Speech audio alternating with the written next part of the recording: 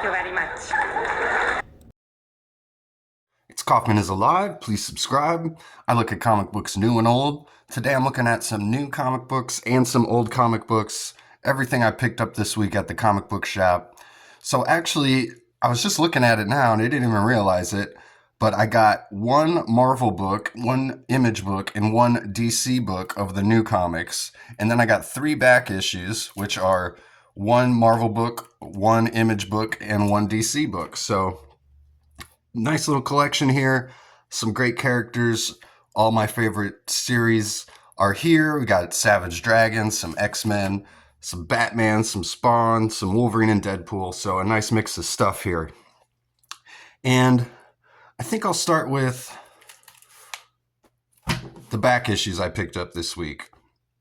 This first book I got was Superman, the Man of Tomorrow, #1 by DC Comics. This came out in 1995, and this was actually free at the counter with a purchase. So they've been putting a lot of free comic books out at my local comic shop, and I picked up a Superman book last week that was drawn by Jim Lee, and I saw this one, looked pretty cool. This was a Superman series. It was actually the 5th Superman series going on at this time. They already had 4 other Superman series, and it's the return of Roger Stern, it says, doing the writing, Tom Grummett and Brett Breeding doing the art, and Lex Luthor. Hey, he's not a real person, but he returns in this book too.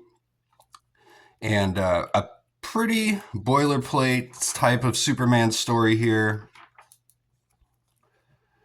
He saves some people from a train at the beginning. There's some subplots going on here. Got Lois Lane. Again, I haven't read this yet, so I'm just kind of flipping through it here all for the first time. But we get the return of Lex Luthor at the end of the book. And this is post the death of Superman, which I just did a review last week on that issue, Superman #75. This is about a year and a half, 2 years later. We've got Superman with the mullet here. So not a look that he held on to very long. People always call it a mullet. I mean, I guess it's a mullet. It's just kind of Superman with long hair. Honestly, it looks a lot like the absolute Superman that we've got right now. The hair design, a little curlier, I suppose. But this was a series, went on for a few years, I believe. And like I said, it was never the main Superman series, Man of Tomorrow. Here's Lex Luthor returning. And they had Action Comics, Man of Steel. There's Adventures of Superman. So lots of Superman titles at this time. And we get a letter here from Roger Stern just talking about the creation of this book and why they've created it. They're basically saying on the off weeks when the other books aren't printing, we've got a Superman book coming out, just so they can have a Superman book coming out every week. That's pretty much what they said. They created this series for, but a really nice cover here. I like the planet in the background is clearly computer generated and just placed in the drawing there, but it looks pretty cool. Kind of a just classic looking Superman cover there. Then I picked up Uncanny X-Men #167. This came out in 1982. I got it for $2.50. Not a key issue or anything, but I absolutely love the cover here. I believe Paul Smith is the artist. I've got the X-Men arcade game, if you remember that, from way back in the day. And I think Konami was the team that made that X-Men video game, but this is the team from that video game minus Dazzler in the costumes, and this is I think my favorite X-Men team is this team right here. I just love this X-Men team. Cyclops, Nightcrawler, Wolverine, Storm, Kitty Pryde, Colossus. And yeah, we got Paul Smith doing the pencils here. Chris Claremont doing the writing. So this is just the classic era of X-Men right here. This is an issue I don't have. I don't think I've ever read this issue, so definitely looking forward to this. Looks like the New Mutants are here, which is another Chris Claremont creation, so that makes sense. We get kind of a crossover between the two teams here. It looks like Professor X might be possessed here in this issue, and as we see on the cover, doesn't look like anything good is going to be happening to Professor X here. And this has got to be a cover image that's been homaged before. I don't believe this is an homage, so this looks like a totally original piece here by Paul Smith. But just love this cover. I can't wait to get into this issue. I'll probably have a review of this coming out pretty soon. Love this era of X-Men. Love the corner panels too, right there. Looks great. The Image back issue I got was the Savage Dragon, number 113. It was only $3. I picked it up because it's got this dual cover here. And if you've been watching my channel, you know I love Savage Dragon. I'm trying to pick up all the back issues that I don't have to fill out my run. But I love this cover here because, like I said, we've got the same drawing on the back, except we've got an actual background here. We've got Jennifer Murphy, the mother of Angel, Jennifer Murphy here. But on the actual cover, totally different style of coloring here.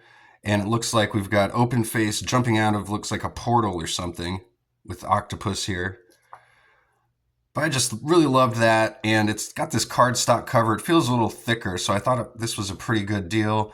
And you always get your money's worth out of Savage Dragon. So this one's got a really cool panel layout here through the first half of the issue. And like I said, I haven't read this issue yet, but I have kind of flipped through it a little bit. Like that panel a lot.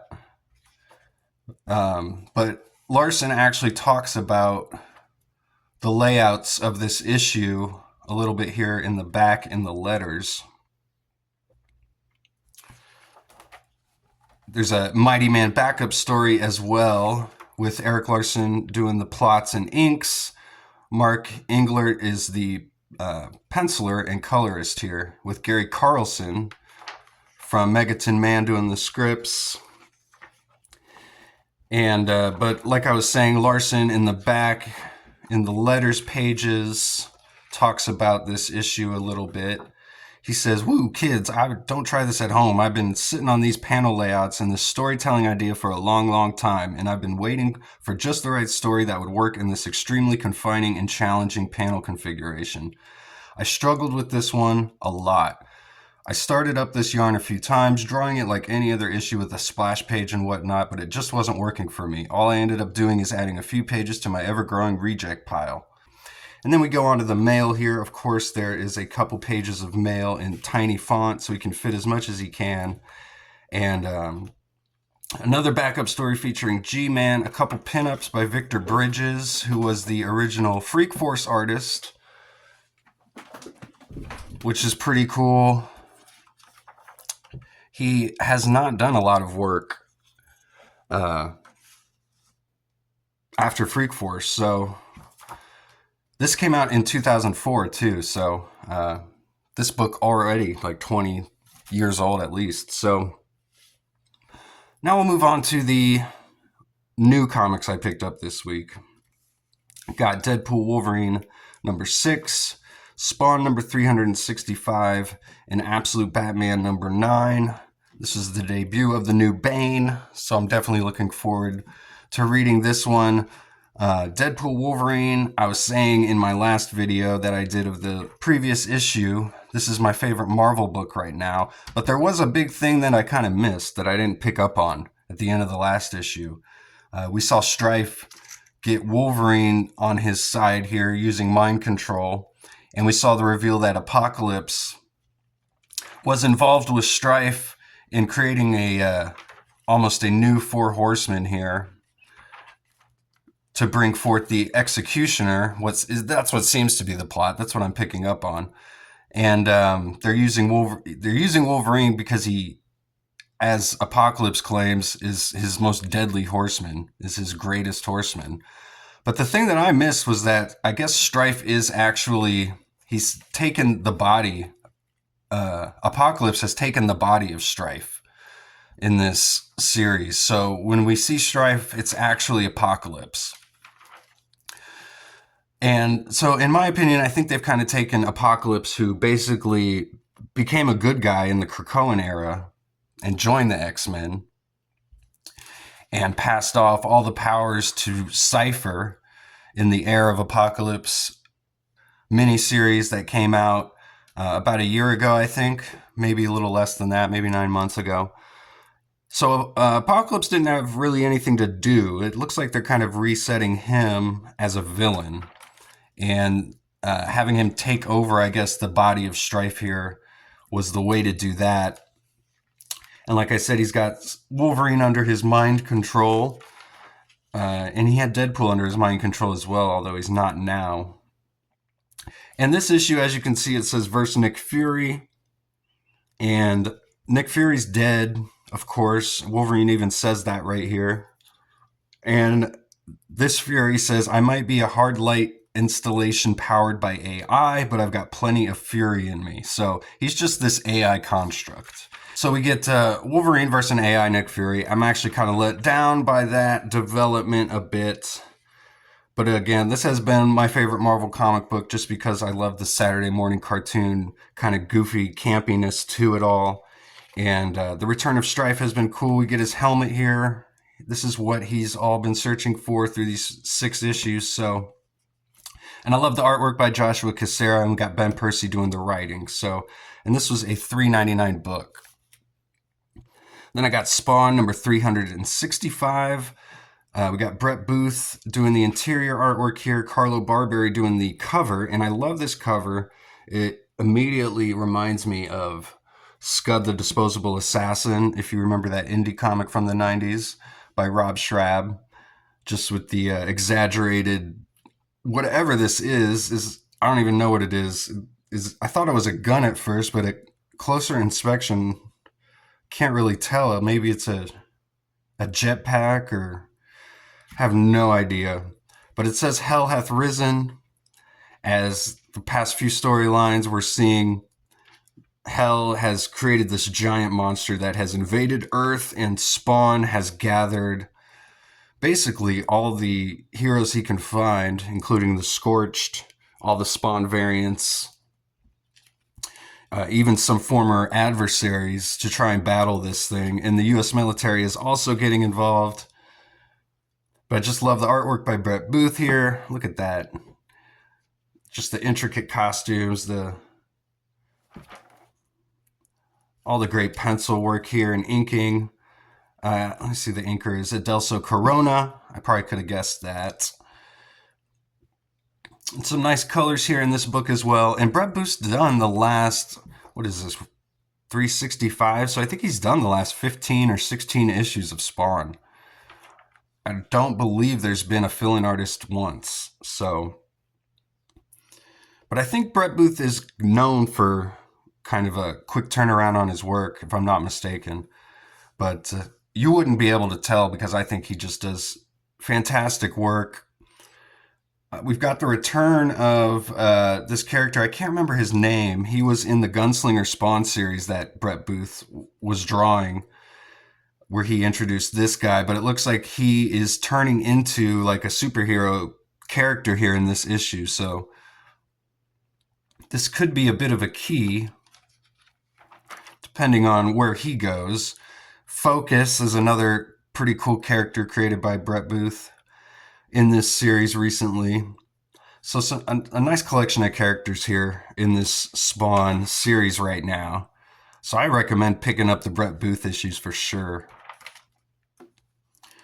And we get this Poacher showing up here at the end. I don't know if this is a first appearance or not, but that looks very much like a Todd McFarlane style Spawn villain, if you ask me.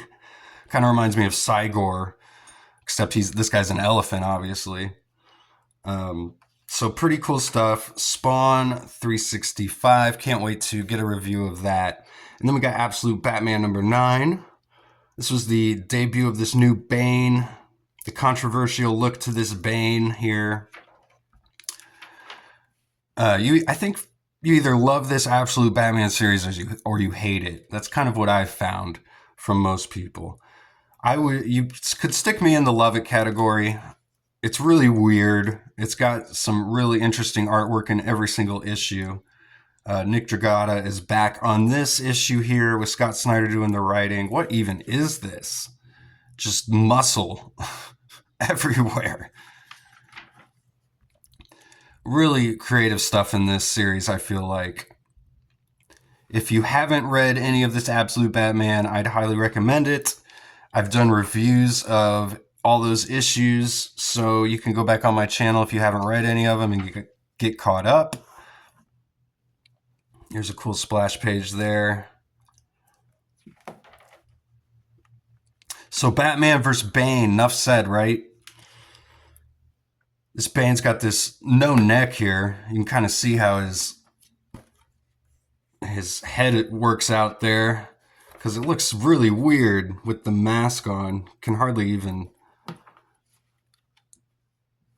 tell what's going on in his head and his face there. He's just got so much muscle. It's ridiculous.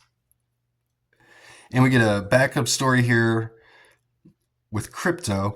One thing I did want to say that I like about this Absolute Batman book is it seems like every issue ends with Batman in a compromising position or, completely thrashed and beat up. So I really like that aspect of this book. He never comes out. He might actually, get ahead or win the battle or win the war, but he's always in a compromising state at the end of the issue. So, and then we got this Crypto backup story, like I was saying here. So it's pretty cute. Crypto, the Last Dog of Krypton, number 1. I do like that DC puts these little previews as kind of backup stories in the back of their books. They've been doing that a lot recently. I feel like DC's been doing a lot of really great stuff in the past year. They've really turned it around. While I feel like Marvel's been kind of slipping. They're kind of trying to find their footing. Like I said, Deadpool Wolverine's one of the best things going at Marvel. One of the few things that is really great right now, I feel like. So let me know what you think in the comments of all these books I got, and I will see you guys on the next one.